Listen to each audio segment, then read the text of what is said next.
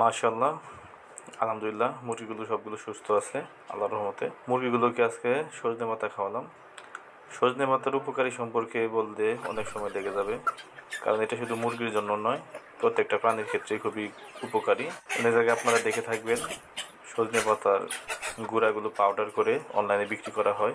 প্রচুর পরিমাণে protein, iron, calcium এবং নানা ধরনের ভিটামিন থাকে সজনে পাতায়।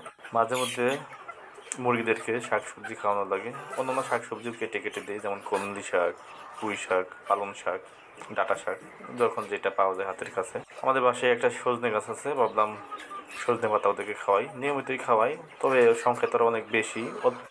অল্প পরিমাণে যখন সুযোগ পাই তখনই পেটে খাওয়াই।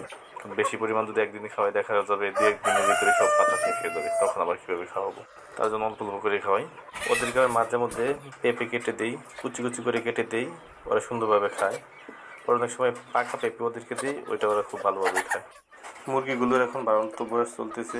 এখন যদি যথা উপযুক্ত পুষ্টিমানের খাবার যদি ওদেরকে সাপ্লাই না দেই, তাহলে ওদের যথাযথ পুষ্টির ঘাটতি পূরণ হবে না এবং ওরা ডিম পাড়ার সময় এর ঘাটতিটা উপলব্ধি করতে পারবে।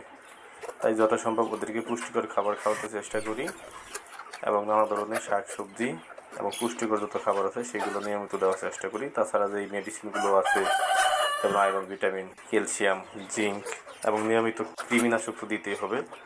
আপনি যদি কৃমিনাশক না করেন, ওদেরকে এত ভালো ভালো খাবার খাওয়ালে কোনো লাভ নেই। একটা নির্দিষ্ট টাইম পর পর ওদেরকে কৃমিনাশক করতে হয়। কৃমিনাশকটা ওদের জন্য খুবই গুরুত্বপূর্ণ, বা যে কোনো প্রাণীর ক্ষেত্রে খুবই গুরুত্বপূর্ণ। সবাই ভালো থাকবেন, আর আমার ভিডিওগুলো কেমন লাগে অবশ্যই কমেন্টে জানাবেন।